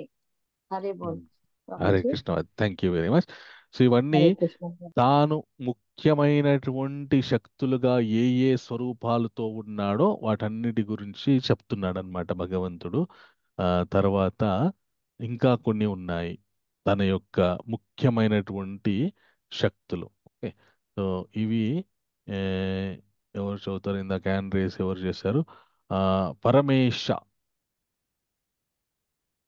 ఎస్ ప్రభుజీ. హరే కృష్ణ ప్రభు. ఓ మొదటి 3 హరే చదవండి. కృష్ణ ప్రభు. హరే కృష్ణ. ఓ అర్జున, నేనే సమస్త సృష్టికి ఆది మధ్య మరియు అంతము అని తెలుసుకొనుము. విద్యలలో నేను ఆధ్యాత్మిక విద్యని మరియు సంవాదములలో తర్కబద్ధ నిర్ణయమును నేనే. అక్షరములలో ఆకారము, సమా సమాసములలో ద్వంద్వ సమాసమును, అపరిమితమైన కాలమును మరియు సృష్టికర్తలలో బ్రహ్మను, సర్వమును కబలించే మృత్యువును నేనే. ఇక ముందు భవిష్యత్తులో వచ్చే వాటికి కూడా నేనే ఉత్పత్తి స్థానమును. స్త్రీ లక్షణములలో నేను కీర్తిని, సిరి సంపదను, చక్కటి వాక్కును, జ్ఞాపక శక్తిని, మేధస్సు, ధైర్యము మరియు క్షమాగుణమును, సామవేద సామవేద మంత్రములలో నేనే బృహత్సమము అని తెలుసుకొనుము. ఛందస్సులలో గాయత్రి ఛందస్సు నేనే. ఐందవ పంచాంగములో మార్గశీర్ష మార్గశిర మాసమును మరియు ఋతువుల ప్రభు ఆ, ఋతువులలో పుష్ పుష్పములను ఋతువులో తెచ్చే పుష్ప వసంత ఋతువు. వసంత ఋతువు. ఓకే. ఓకే. ఆ, థ్యాంక్ యూ వెరీ మచ్ వసంత ప్రభు. ఋతువును నేను. ఆ, ఇంకెవరు చదువుతారు? ఎవరు చదవలేదు? ఆ, నేను గురూజీ నేను చెబుతాను. చదవండి ప్రభు. మోసగాలలో మీ పేరు మోసగాలలో ప్రభు? జోదము మోసగాలలో జోదమును నేను. తేజవంతులలో తేజస్సును నేను. విజయ విజయులలో విజయుడును నేను. మరియు సంకల్పము కలవారిలో దృఢ సంకల్పమును, ధర్మపరాయణులో సద్గుణమును నేనే. వృష్టి వంశస్థులలో నేను కృష్ణుడను, మరియు పాండవులలో అర్జునుడను, మునులలో వేదవ్యాసుడను అని తెలుసుకున్నాము. మరియు గొప్ప ఆలోచన పరులలో శుక్రాచార్యుడను. న్యాయ న్యాయరాహిత్యాన్ని నివారించడానికి ఉన్న విధానాలలో నేను ధర్మబద్ధమైన శిక్షను. జయాభిలాషలో కలవారులలో సత్ప్రవర్తనను. రహస్యములలో నేను మౌనమును, జ్ఞానుల్లో జ్ఞానమును నేనే. థ్యాంక్ యూ వెరీ మచ్ ప్రభు. మీ పేరు ప్రభు? వెంకట నరసింహదాస్ స్వామి. థ్యాంక్ యూ ప్రభు. అది మీ పేరు ఆ, మీ మొబైల్ నేమ్తో ఉంది, అందుకే గుర్తుపట్టలేకపోయాను. థ్యాంక్ యూ వెరీ మచ్ ప్రభు. Okay sir. సో ఇవన్నీ కూడా భగవంతుని యొక్క ముఖ్యమైనటువంటి విభూతులు. బృహస్పతి ఆయనే, శుక్రాచార్యుడు ఆయనే, ఇంద్రుడు ఆయనే, రాముడు ఆయనే, పితృదేవతల్లో అర్యముడు ఆయనే, యమధర్మరాజు ఆయనే. భగవంతుని యొక్క ముఖ్యమైనటువంటి శక్తి. ఆ, ఆ, నదుల్లో గంగా ఆయనే, అలాగే రావి చెట్టు, వృక్షంలో రావి చెట్టు ఆయనే. వసునాం భావకశ్చాస్మి. ఆ, ఆ, గాలుల్లో భావకుడు ఆయన, అలాగే అగ్ని ఆయన, చల్లదనం ఆయన, జ్ఞానం ఆయన, మతిమరుపు ఆయన, జూదం ఆయన. ప్రతీది కూడా భగవంతుని యొక్క శక్తియే. ఒకే ఒక్క విషయం భగవంతుడికి అభిన్నంగా ఉంటుందన్నమాట. అది ఏంటి అంటే మన కోరిక. అది మాత్రం భగవంతుడు, అది ఇంకా మనకే ఆప్షన్ ఉంటుంది అనమాట. సమస్తం భగవంతుడే గాని కోరిక అనేటువంటిది ఏదైతే ఉందో అది భగవంతుని కోరుకోవాలా ఇంకా వేరే విషయాన్ని కోరుకోవాలా అనేటటువంటి ఒక్క విషయం మాత్రం, దాంట్లో మాత్రం భగవంతుడి ప్రమేయం ఉండదన్నమాట. అది మన మీదనే ఉంటుందన్నమాట. అది మన చేతుల్లో ఉంటుంది ఆ ఆప్షన్. సో దానివల్ల ఏం జరుగుతుంది అంటే జ్ఞానం తెలుసుకున్న వారు భగవంతుని కోరుకుంటారు. జ్ఞానం తెలుసుకోని వారు భగవంతునికి భగవంతుని యొక్క మాయాశక్తిని ఆశ్రయిస్తారు. దానివల్ల మాయలో తిరుగుతూ ఉంటారనమాట. ఓకే.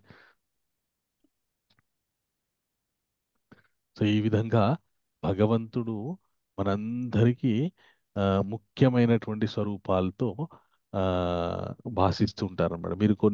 మీరు చక్కగా ఆలోచిస్తే గనక, ఎందుకండి చాలా మంది కృష్ణ భక్తి, కృష్ణ నామస్మరణ ఎందుకు చేస్తారంటే ఆయన ఇంత డీటెయిల్గా చెప్పాడు కదా అన్నీ ఆయన చెప్పేసేసి.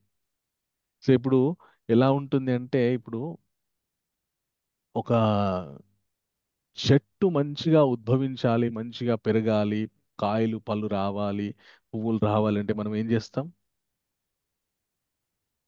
మంచి ఎరువులు చెట్టుకి నీళ్లు పోస్తాం, నీళ్ళు పోసి నీళ్లు వేస్తాం. Very good. ఓకే.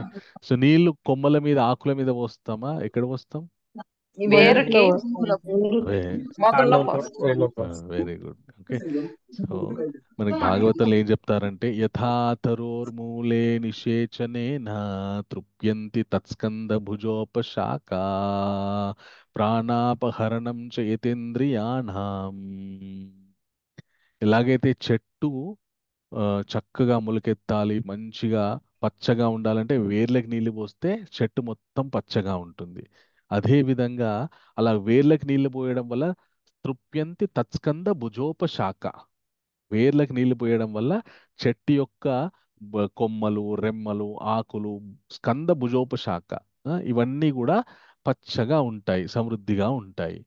అదే విధంగా మన శరీరం చక్కగా నడవాలి అంటే అలాగే మన శరీరం చక్కగా కాళ్ళు చేతులు చక్కగా పనిచేయాలంటే ఇప్పుడు ఈ చేతి మంచిగా స్ట్రాంగ్గా ఉండాలి, చక్కగా పనిచేయాలంటే ఈ చేతికి అన్నాన్ని రాసుకుంటే ఈ చేతు శక్తిగా ఉంటుందా?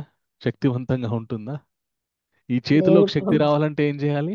చేతి ద్వారా నోట్లోకి వెళ్ళాలి. ఆహారం వెరీ గుడ్. ఆహారం కుమారి మాత తీసుకోవాలి. చెప్పిన ఆహారం తీసుకోవాలి. ఆహారం తీసుకుంటే కడుపులోకి వెళ్ళి అది అరిగి ఆ అరిగినటువంటి ఆ విటమిన్లు అవన్నీ కూడా సమస్త శరీరానికి ప్రసరిస్తాయి అన్నమాట. ఓకే. సో అదే విధంగా కృష్ణుణ్ణి పూజించడం అనేటువంటిది ఎలాంటిది, కృష్ణుణ్ణి స్మరణ చేయడం అనేటువంటిది ఎలాంటిదంటే వేర్లకు నీళ్లు పోసినట్టు. ఓకే. అలాగే కడుపుకి తిండి పెడితే శరీరం మొత్తం శక్తివంతంతో ఉన్నట్టు ఆ కడుపుకి తిండి పెట్టినట్టు కృష్ణుణ్ణి మనము భక్తి చేయడం అనమాట. సో ఆయన్ని గట్టిగా పట్టుకుంటే అందరూ తృప్తి చెందుతారనమాట. సో ఆయన ఒక కృష్ణ అనే మహావృక్షానికి పూచినటువంటి కొమ్మలు, రెమ్మలు, ఆకులు, పుష్పాలు, పల్లె ఇతర దేవతా స్వరూపాలు అన్నమాట. సో కాబట్టి వాళ్ళందరినీ తృప్తిపరచాలంటే ఈ కృష్ణ అనే మహావృక్షం యొక్క వేర్లకి మనము జపము అనేటటువంటి నీటిని గనక మనము అందించామనుకోండి అందరూ తృప్తి పడతారనమాట. అది ఈ మన భగవద్ విభూతిలో ఉన్నటువంటి తత్వం అన్నమాట. అలాగని చెప్పేసి కేవలం వేర్లకే నీళ్లు పోసేసి కొమ్మలు కట్ చేస్తాం, కొమ్మల్ని మేము ఆదరించమంటే తప్పు అది. కొమ్మలు సమృద్ధిగా ఉండాలంటే కృష్ణుణ్ణి ఆ చెట్టు యొక్క వేర్లని మనము చక్కగా చూసుకుంటే కొమ్మలు సమృద్ధిగా ఉంటాయి. కొమ్మల్ని కూడా గౌరవించాలి. తత్వం రహస్యం అన్నమాట ఇది. అందు గురించని ఎందుకు కృష్ణుని గట్టిగా పట్టుకుంటారంటే ఇందుకు ఒక ఆయన్ని పట్టుకుంటే చాలు కదా అంత తృప్తి చెందుతారని చెప్పేసి గట్టిగా ఆయన్ని పట్టుకొని మిగతా స్వరూపాలందరినీ కూడా ఖచ్చితంగా గౌరవిస్తారు. ఎందుకంటే వాళ్ళంతా కూడా ఆయన స్వరూపాలే కాబట్టి అని చెప్పి.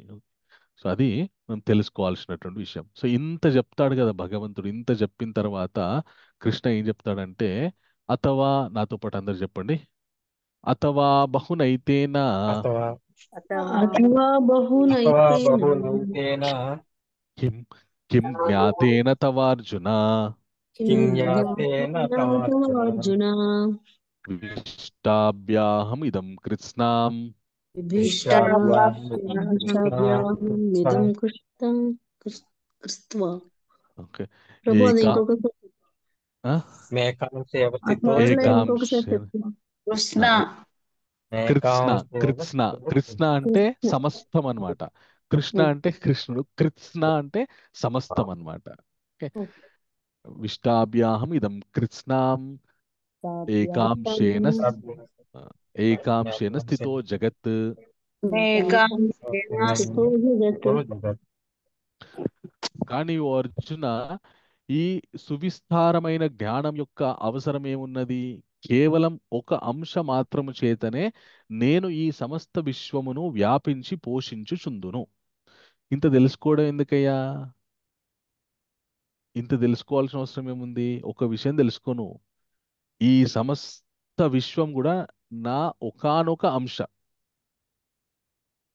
సో భగవంతుని యొక్క ఒకానొక అంశనే ఈ మొత్తం విశ్వం అంట. అది తెలుసుకో చాలని చెప్పేసి చివరిగా భగవంతుడు కంక్లూషన్ చేస్తున్నాడు అనమాట. కంక్లూడ్ చేస్తున్నాడు ఈ విభూతి యోగాన్ని.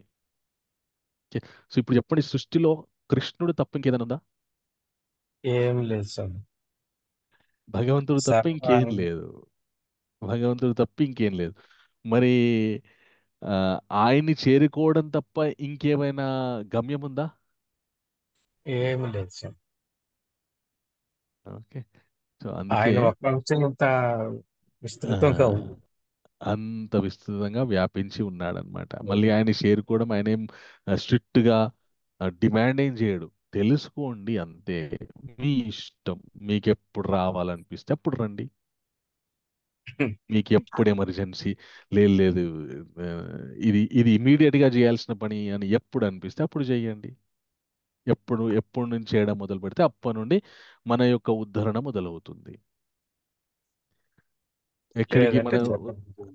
ఎక్కడికి మన ఉత్తమ లోకాలకి వెళ్ళేటటువంటి ఉద్ధరణ అప్పటి నుండి మొదలవుతుంది. ఎప్పుడైతే భగవంతుడే సమస్తమై ఉన్నాడు కాబట్టి ఆ, తెలుసుకోవాల్సింది, చేరుకోవలసింది, ధ్యానించవలసింది, స్మరించవలసింది, ప్రేమించవలసింది ఆయన్నే అని ఎప్పుడు తెలుసుకొని ఎప్పుడు ఆయన యొక్క నామజపాన్ని మొదలు పెడతామో అప్పటి నుండి ఆయన యొక్క సాంగత్యం మనకి దక్కుతూనే ఉంటుంది. ఆ, ఓకే. అది మనం విభూతి యోగం ద్వారా భగవంతుని యొక్క ముఖ్యమైనటువంటి శక్తులు మనం తెలుసుకోవాలి అన్నమాట. అయితే ఇందులో ఒక చిన్న గమ్మత్తు ఉందన్నమాట. మనకి సనాతన ధర్మం కాబట్టి ఎన్నో ఎన్నో ఆరాధనలు ఉంటాయి. అవన్నీ కూడా తప్పు కాదు. కానీ ఆ ఆరాధనల యొక్క తత్వం తెలుసుకోవాలి. ఉదాహరణకి మనము ఏదైనా జాతకరీత్యా ఏదైనా బాధలు వచ్చాయనుకోండి, మీ జాతకంలో పలానా గ్రహము చక్కటి స్థానంలో లేదండి, ఆ పలానా గ్రహం ఏ ఏదో వేరే స్థానం ఉండకూడని స్థానంలో ఉంది, కాబట్టి ఇది చేయాలా చేయాలని నవగ్రహాలు అవన్నీ ఆరాధిస్తూ ఉంటాం మనం. అదేం తప్పు కాదు. కానీ ఒక చిన్న లాజిక్ మీరు అర్థం చేసుకోండి. కృష్ణ ఏం చెప్తున్నాడు ఇక్కడ ఈ అధ్యాయంలో? పూర్వదాష్టంచ ముఖ్యమ్మ విద్ధి పార్థ బృహస్పతి. మన ముఖ్యమైనటువంటి మన నవగ్రహాల్లో ముఖ్యమైనటువంటి బృహస్పతి ఆయనే అని చెప్తున్నాడు. ఈ బృహస్పతి దేవగురువు. ఓకే.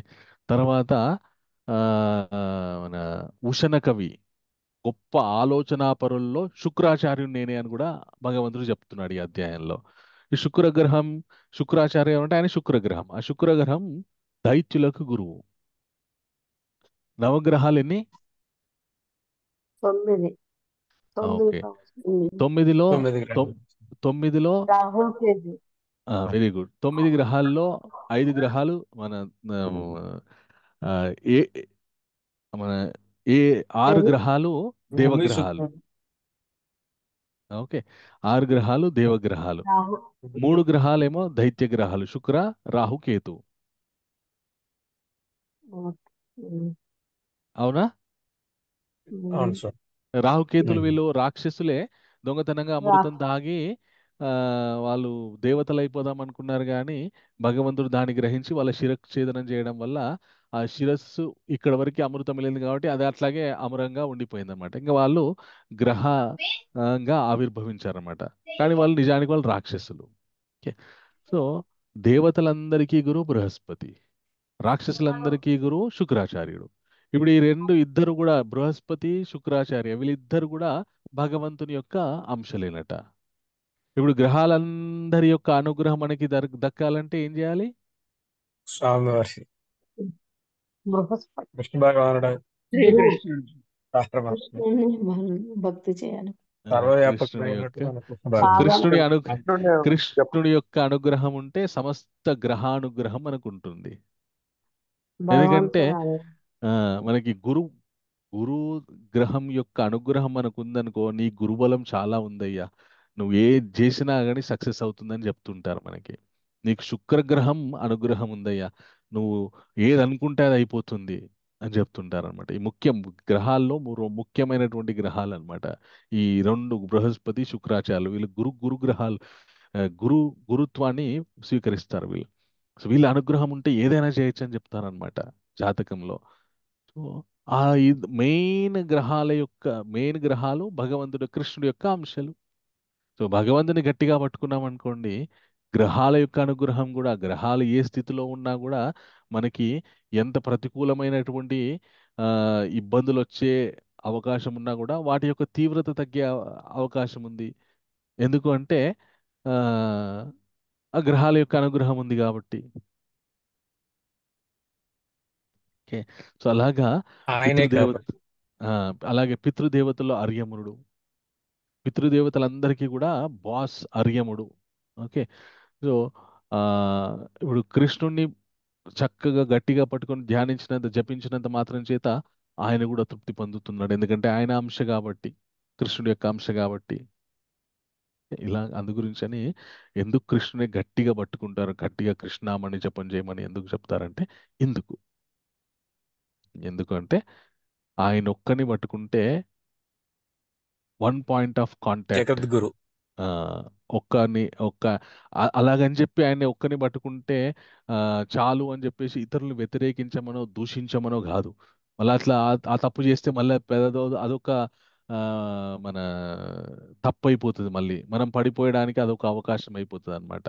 అదొక కారణం అయిపోతుంది. కాబట్టి అంతటా భగవంతుని అమితంగా ప్రేమించాలి, అందరినీ అమితంగా గౌరవించాలి అనమాట. సో అది మనము విభూతి యోగం ద్వారా తెలుసుకోవాల్సినటువంటి గొప్ప భగవద్ విభూతి అనమాట. ఓకే, సో అది ఈ అధ్యాయము. ఓకే, సో ఈ అధ్యాయానికి సంబంధించిన ఏమైనా ప్రశ్నలు ఉంటే అడగవచ్చు ఇప్పుడు.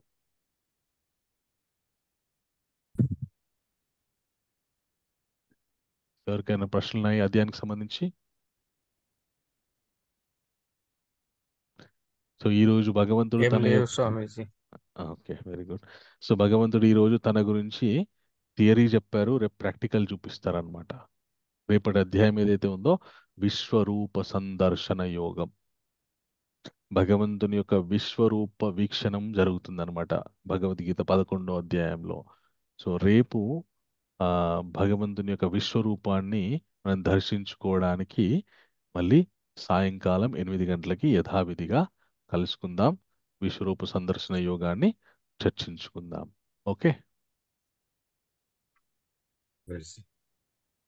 హరే ఓకే కృష్ణ. ప్రభుజీ. చాలా థ్యాంక్ యూ సో సంతోషం. మచ్ ప్రభుజీ. హరే కృష్ణ. ధన్యవాద వెల్కమ్. ప్రణామ్. హరే కృష్ణ, దండత్ ప్రణామ్. ప్రణామం. హరే కృష్ణ. భగవంతుని యొక్క కృపా కటాక్ష వీక్షణాలు మీ అందరికీ ఉండాలని ప్రభు, ఇక్కడ మనస్ఫూర్తిగా కోరుకుంటూ దేవదార్చన పూర్తిగా త్రోసిపుచ్చబడిందని హరే కృష్ణ. ఏంటి ప్రభు మీ ప్రశ్న? ఉంది కదా 42వ శ్లోకంలో. 42వ శ్లోకం. దేవతార్చన ఇక్కడ పూర్తిగా ఉమ్, ఆ, ఎందుకంటే బ్రహ్మ శివుడు వంటి గొప్ప దేవతలైన భగవత్ విభూతిలో కేవలం అంశ ప్రాతినిధ్యమే ఉమ్, కనుక దేవతార్చనము ఇక్కడ పూర్తిగా త్రోసిపుచ్చబడింది. ఓకే దేవతార్చన చేయొద్దంటారు, ఓన్లీ కృష్ణుడే సేవించాలంటారు కదా. ఓకే. అయితే దాన్ని మనం తోసిపుచ్చబడింది అంటే ప్రయోజనం ఆల్రెడీ ఇక్కడ జరిగిపోతుందన్నమాట. ఎప్పుడైతే మనం భగవంతుని గట్టిగా పట్టుకున్నామనుకోండి, అప్పుడు ఆయా దేవతా స్వరూపాలకు చేసేటటువంటి అర్చన ఏదైతుందో దాని యొక్క ప్రయోజనం ఆల్రెడీ జరిగిపోతుంది అనేటటువంటి అర్థం అన్నమాట అది. అంతే తప్ప ఆయా దేవతల్ని మనము ఆ, ఇంకా వదిలిపెట్టేయాలి, లేదంటే నమ్మొద్దు, లేదంటే అర్చించకూడదు అనేటటువంటి విధంగా అర్థం చేసుకోకూడదు. సో ఎలా ఉంటుంది అంటే ఇప్పుడు ఉదాహరణకి మీరు మ్, ఆ, ఇప్పుడు మీరు ఒక గృహస్థ, అలాగే మీరు ఒక ఉద్యోగో వ్యాపారం ఏదో చేస్తున్నారు మీరు. ఓకే, సో ఇప్పుడు మీరు ఆ, ఇంట్లో ఒక విధమైనటువంటి ఆ, సంబంధంతో ఉంటారు, ఒక విధమైనటువంటి చనువుతోటి ఉంటారు ఇంట్లో వాళ్ళతోటి. అలాగే ఇంటికి వచ్చిన వాళ్ళతోని ఒక మంచి చనువుతో ఉంటారు. అదే విధంగా మీరు మీరు ఏం చేస్తారు ప్రభు? జాబ్ చేస్తారా, వ్యాపారం చేస్తారా, ఏం చేస్తారు? హరే కృష్ణ.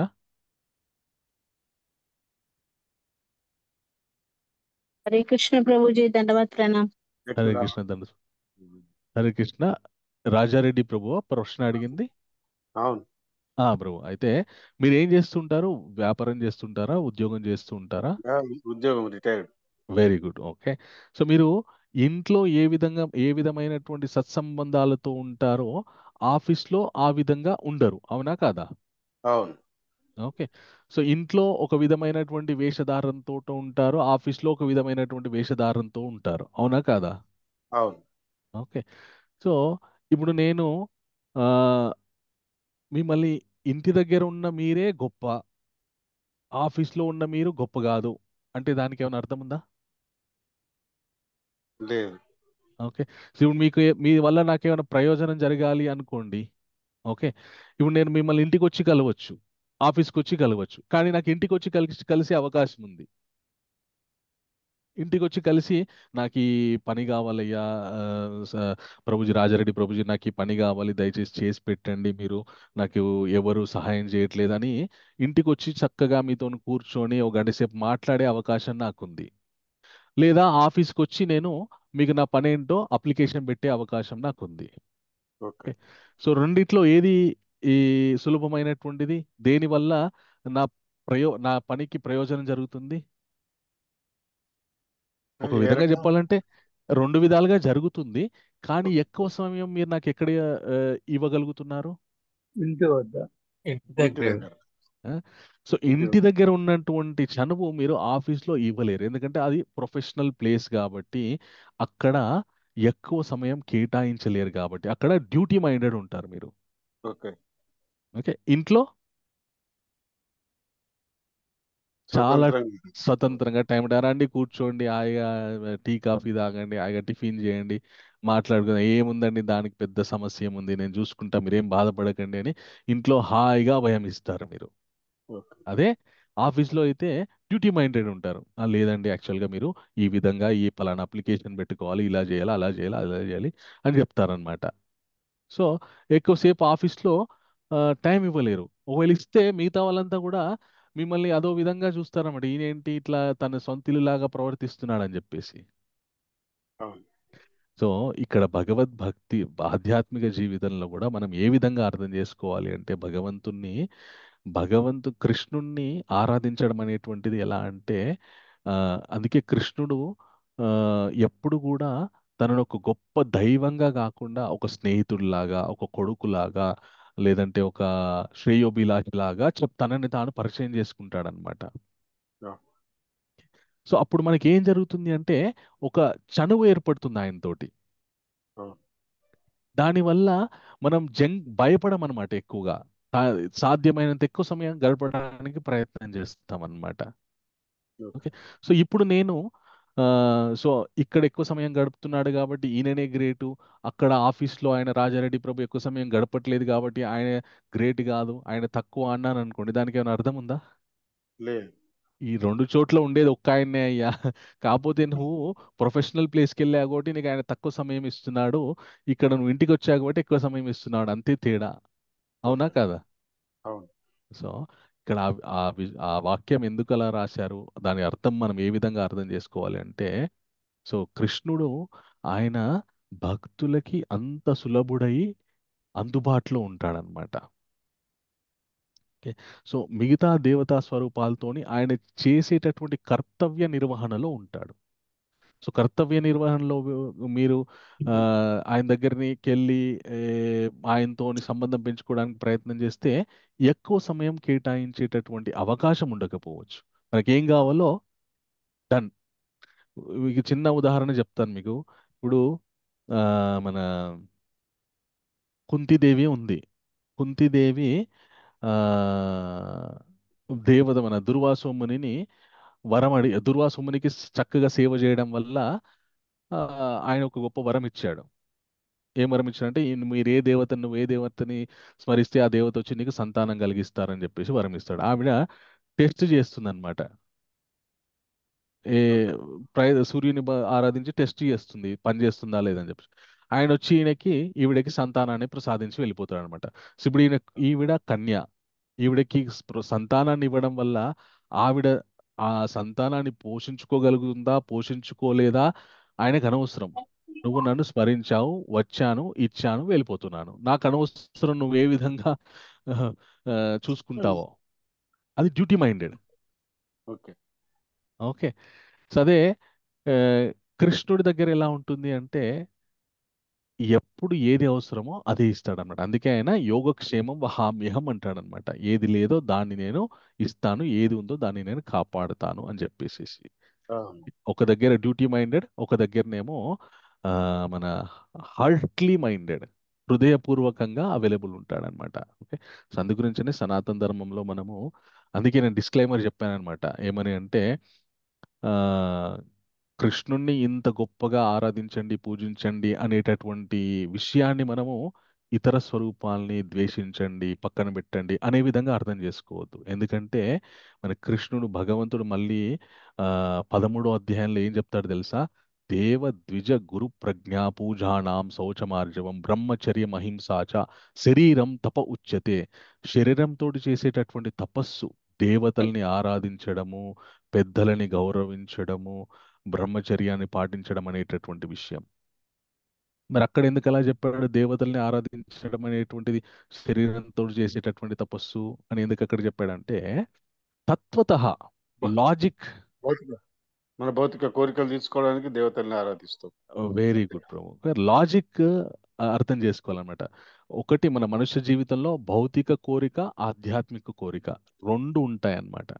సో భౌతిక కోరికలు మనకి తీర్చేది దేవతలు, ఆధ్యాత్మిక కోరిక ముక్తి అనేటటువంటి విషయాన్ని తీర్చేది భగవంతుడు. ముక్తిం దదాతి ఇది ముకుంద.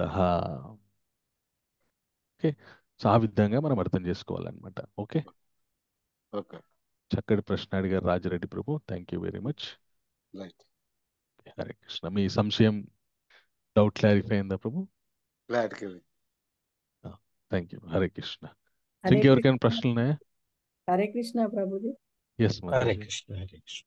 ప్రభుజీ, కృష్ణ చైతన్యంలోకి రాకముందు ఇంట్లో వేరే పటాలు ఉన్నాయి ప్రభుజీ. దత్తాత్రేయ స్వామి, లక్ష్మీ గణపతి, సరస్వతి మాత, ఈ పార్వతీ పరమేశ్వర్లు అవన్నీ ఈ ఈ జగన్నాథ స్వామి అవన్నీ కలిపి పెట్టి పూజ చేయొచ్చా ప్రభుజీ అవి? చేసుకోండి, దానిలో ఇబ్బంది ఏముంది మాతాజీ?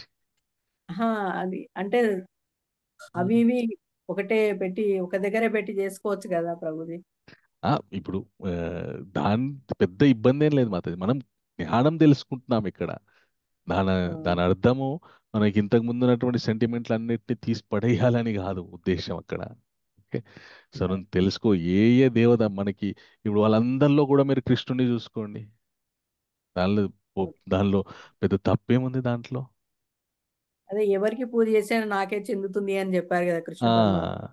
ఓకే. అది సో అందరూ ఇంతకు ముందు ఆ విషయం తెలియదు కాబట్టి వివిధ నానా ఆరాధన చేసేవారు. ఇప్పుడు ఒకే రకమైనటువంటి ఆరాధన ఉంటుంది అన్నమాట భగవంతుని. అంటే దాని అర్థము ఆ, మిగతా మిగతా వాళ్ళని అగౌరవించాలని కాదు. ఓకే ప్రభు. అన్నిట్లో కృష్ణుడు చూస్తాడు. ఆయా భగవంతుడు ఎందుకు ఆ విధంగా ఉంటారు అంటే దానిలో ఒక రహస్యం ఉందన్నమాట. ప్రతి మనుష్యుడికి ఒక స్వభావం ఉంటుంది. ఓకే, తన స్వభావరీత్యా తన స్వభావానికి అనుగుణమైనటువంటి స్వరూపాన్ని ఆయన పూజిస్తాడు. ఓకే, భగవంతుని యొక్క ముఖ్య ఉద్దేశం ఏంటి అంటే ప్రతి మనుష్యుడు కూడా ఏదో ఒక విధంగా భగవంతునితో కనెక్ట్ అయి ఉండాలి అనేటటువంటిది ఆయన యొక్క కోరిక. ఎందుకంటే భగవంతునితో కనెక్ట్ అయి ఉంటే మనుష్యులు తప్పులు చేయకుండా, పాపాలు చేయకుండా, పుణ్యకర్మలు ఆచరిస్తూ సుఖశాంతులతో జీవిస్తారు అనేటటువంటిది జరుగుతుంది. కాబట్టి ఎవరో ఒకరితో ఒక భగవంతుడితో కనెక్ట్ అయి ఉండాలి అనేటటువంటిది భగవంతుని యొక్క ఉద్దేశం. ఓకే, అయితే అందరూ కూడా కృష్ణుణ్ణి ఆయన్నే తత్వతః ఆయనే భగవంతుడు అనేటటువంటి విషయము అందరూ అంగీకరించలేరు.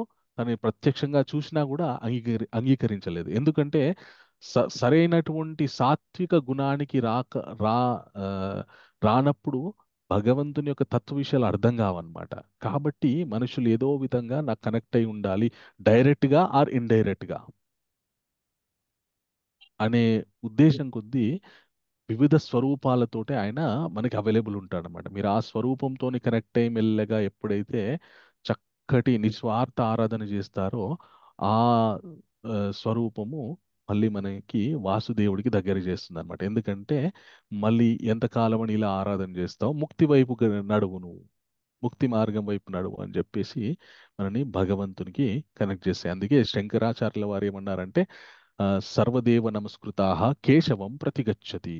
ఏ దేవత ఆరాధన కూడా గమ్యం కేశవుడై ఉండాలి అని చెప్పేసి చెప్పారనమాట. ఓకే, సో మన సనాతన ధర్మంలో ఎంతో మంది దేవతా స్వరూపాలు ఉన్నారు. వాళ్ళందరినీ మనస్ఫూర్తిగా గౌరవించాలి మనం.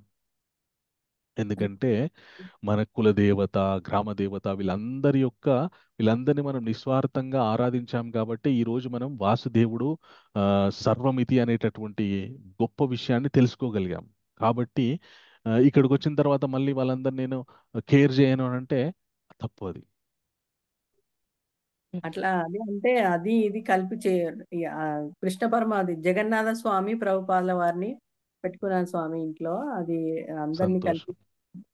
చేసుకోవచ్చు. కులదేవత కూడా చేస్తాం ప్రభు. అది అందుకని చిన్న సో సందేహం ఉంటుంది, అడిగాను ప్రభుజీ అంతే. No problem. సో ఏ దేవత కృష్ణ ఆరాధన వందే చేసినా జగద్గురు.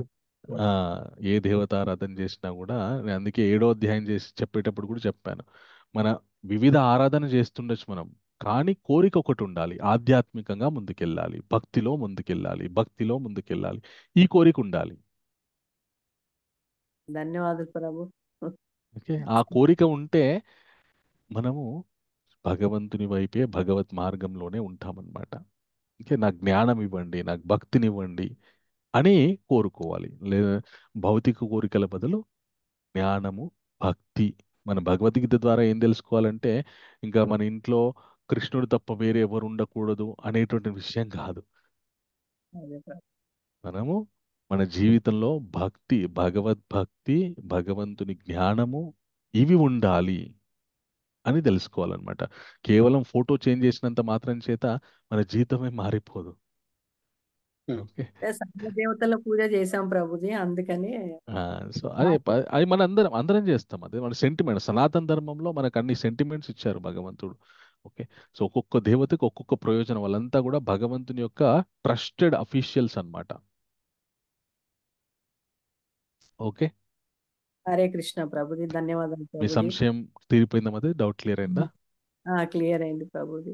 ఓకే, ఎప్పటి హరే నుంచి కృష్ణ. అడుగుదాం అనుకుంటున్నాను ప్రభుజీ.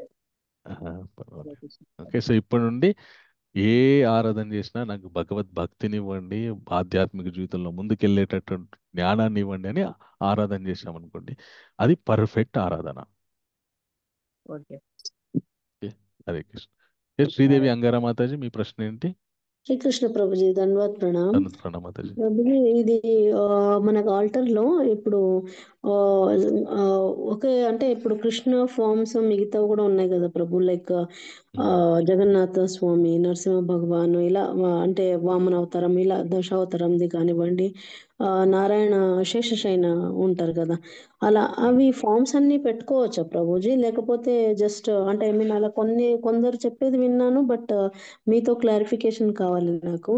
అలా నా దగ్గర అంటే అనంత శయన ఉంది, నరసింహ భగవాను, జగన్నాథ, యశోదమయ్య, కన్నయ్య అంటే దామోదర్, ఇవన్నీ పెట్టుకున్నాం ప్రభుజీ. అది అన్ని పెట్టుకోవచ్చా? ఎందుకనంటే మనకి ఇప్పుడు దామోదర్ మాసం వచ్చినప్పుడు అలా చేసుకోవడానికి అనేసి ఆల్టర్ లో సెట్ చేసుకున్నారు రాధాకృష్ణ అని.